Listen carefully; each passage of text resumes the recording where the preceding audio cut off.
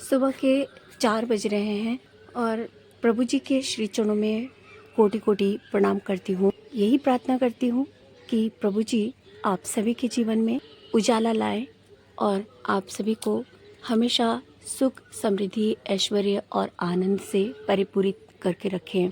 তুমি যে ভার দিয়াছ সে ভার করিয়া দিয়াছ সোজা, আমি যত ভার জমিয়ে তুলেছি সকলে হয়েছে বোঝা। सच पूछिए हमारे जीवन में प्रभु जी ने हम सभी को जितने भार दिए हैं, जितनी जिम्मेदारियां दी हैं, जैसे सुबह शाम की प्रार्थना, नाम ध्यान, वाणी पाठ और कई सारे और निर्देश, उन निर्देशों का पालन प्रभु ने हम सभी को इसीलिए दी है ताकि हम अपने पूर्व जन्म के जो कर्म फल हैं उनको काट सकें और अपने जीवन को ऊंचाइयों की ओर ले जा सकें। हमारी जो आत्मा है उसको उन्नति की ओर ले जा सकें, उसका उन्नयन कर सकें। इसीलिए प्रभु जी ने ये भार हमको दी हैं। परंतु जिन्होंने इस भार को एक्सेप्ट कर लिया अर्थात ग्रहण करके जीवन में एक गति से निरंतर गति से चलते रहे तो उनके जीवन का उद्धार होना निश्चय है और वो जीवन में उन्नति के शिखर पर जरूर जाएंगे। इस बात की कोई भी गुंजाइश नहीं है। प्रभु जी की जो भी बातें हैं उनको हमें अपने जीवन में अमल करके चलना चाहिए। एक लक्ष्य, एक ध्यान में सुकेंद्रित होकर पिता श्रद्धा माए टान সেই ছেলে হয় সাম্যপ্রাণ। अपने पिता के प्रति श्रद्धा और अपने माँ के प्रति प्यार, ये भाव यदि किसी पुत्र में रहे तो उस पुत्र का उन्नयन ज़रूर है और वो पुत्र अपने जीवन में कभी भी हारेगा नहीं, ये निश्चय है। आपको जूम करके एक स्टैचू दिखा रही हूँ। ये स्वामी विवेकानंद की स्टैचू है और यहाँ पे इस ऑडिटोरियम के जस्ट सामने ये रखा हुआ है। इंटर कॉलेज के उस मिनी स्टेडियम के सामने ये लगा हुआ है। उन्होंने एक बात कही थी कि सोने से पहले मुझे जाना है दूर, बहुत दूर। आप सभी जानते हैं क्यों? क्योंकि अगली सुबह इतना समय नहीं रहेगा कि इतना लंबा सफ़र हम सभी को तय करना है, तो रात में ही कई सारे कार्यों को हम सभी को निभाकर विश्राम लेना चाहिए और अगले दिन वैसे कार्य जो इम्पोर्टेंट कार्य हैं उनको हमें करना चाहिए। कल करे सो आज कर, आज करे सो अब, पल में प्रलय होगी बहुरी करोगे कब। जो कल करना था उसको आज करना चाहिए, जो आज करना है उसको अभी करना है। ये जो सिद्धांत है, ये सिद्धांत हम सभी को लेके चलना चाहिए। क्या पता जीवन का क्या गणित हो, कब हमें इस दुनिया को, पृथ्वी को छोड़ के जाना होगा, क्या पता हमारे पास कितना समय होगा कि नहीं। इन सभी विषयों के ऊपर अपनी चिंतन को रखना चाहिए और उस अकॉर्डिंग अपने जीवन को चलाना चाहिए। इस आध्यात्मिक बेला में भगवान से आप सभी के लिए बहुत सारी शुभ मंगल कामनाएं प्रार्थना करती हूँ। आप सभी का जीवन उन्नत बने, आनंदित आप सभी रहें, खुशहाल रहें। प्रार्थना भगवान के श्री चरणों में करती हूँ, इस धरती, इस गगन से करती हूँ और पृथ्वी के एक कण कण में प्रभु का वास है। उस कण कण से आप सभी की मंगल कामना करती हूँ। किसी ने ठाकुर जी से ये बात पूछा था कि ठाकुर जी गुरुकरण करना क्यों ज़रूरी है, गुरुकरण हमारे जीवन में क्यों इम्पोर्टेंट है, इसका क्या महत्व है। तब ठाकुर जी ने एक बात कही थी कि गुरुकरण करने से इंसान के हाथ का जल शुद्ध होता है। इसका कारण क्या है? इसका कारण ये है कि उसके अंदर की जो भी वृत्तियाँ हैं वो वृत्तियाँ पवित्र हो जाती हैं। इंसान का अंदर यदि पवित्र हो तो उसका बाहरी आचरण भी पवित्र हो जाता है। अर्थात हमारे जो विचार होते हैं गुरुकरण करने से, उनकी बातों को मानते हुए अपने जीवन को हम जैसे उनके श्री चरणों पे समर्पित करके चलते हैं तो उस अनुसार अपने जीवन को चलाते चलाते हमारा ये जो जीवन है ये जीवन पवित्र हो जाता है। हमारा जो व्यक्तित्व है वो निखर जाता है, हमारी जो आत्मा है वो ऊंचाइयों की ओर चला जाता है। तो उस स्थिति में हम हमारे जो अंदर की वृत्तियों को एकदम प्रभु जी की ओर ध्यान में रख के चलते हैं, इसीलिए ही हमारा ये जो जीवन होता है, हमारी जो आत्मा होती है पवित्र हो जाता है और हमारे हाथ का जो जल है वो शुद्ध हो जाता है।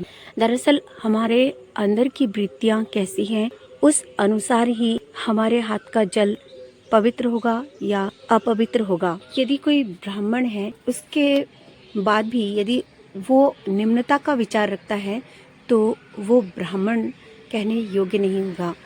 इसके विपरीत यदि कोई शूद्र है परंतु उसके विचार बहुत ही ऊर्ध्व हैं, उसने गुरुकरण करके रखा है और अपने विचारों को शुद्ध करके रखा है, तो उसके जीवन में पवित्रता आ जाएंगी और वो अपने जीवन को ऊंचाइयों की ओर ले जा सकता है। यदि हमने गुरुकरण करके रखा है तो हमारे हाथ का जल जरूर और जरूर शुद्ध होगा, क्योंकि हमारे विचार भी शुद्ध होंगे।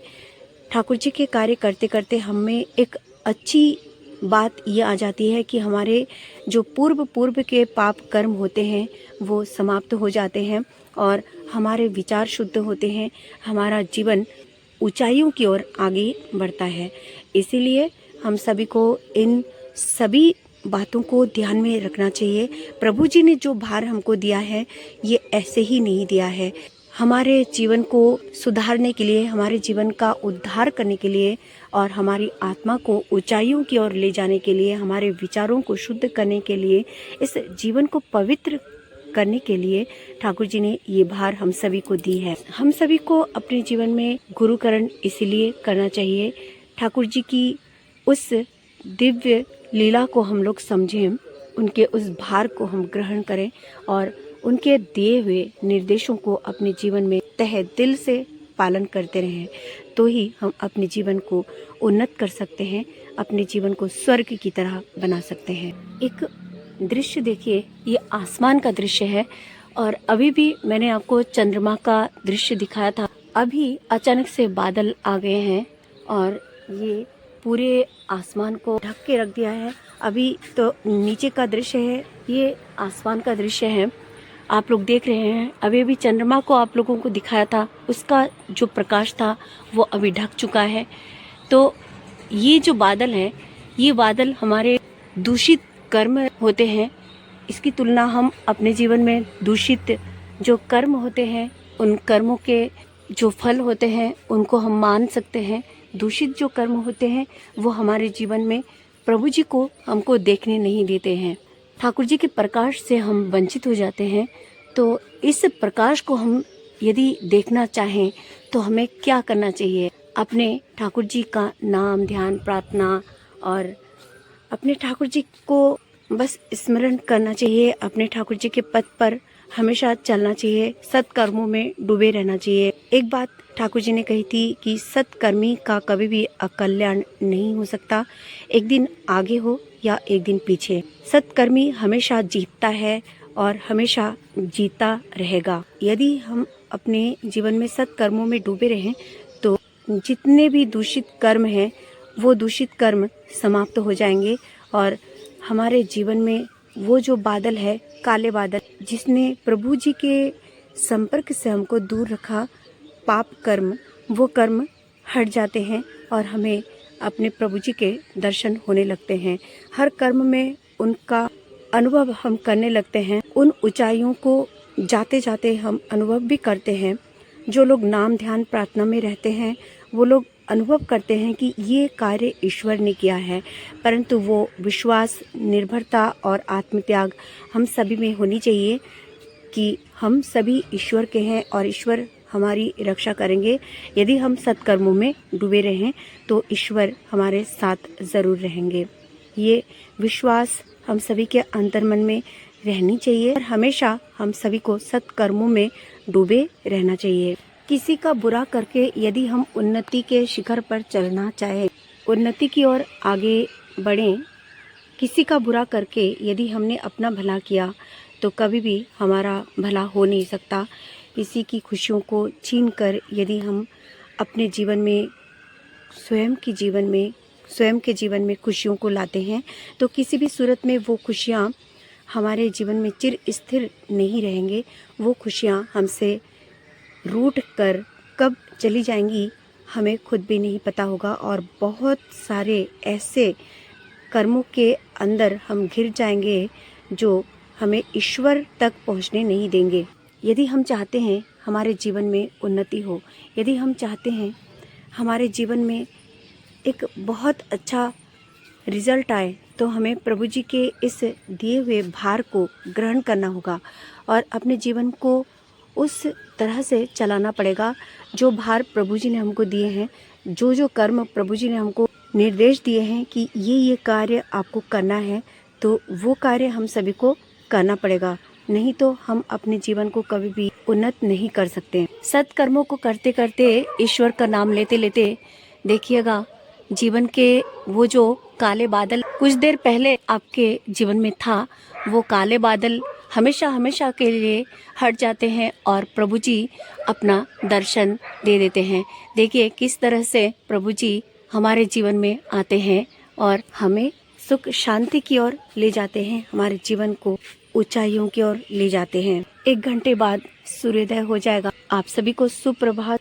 प्रभु श्री चरणों में आपके लिए, आपके पूरे परिवार के लिए बहुत सारी शुभ व मंगल कामनाएं प्रार्थना करती हूँ।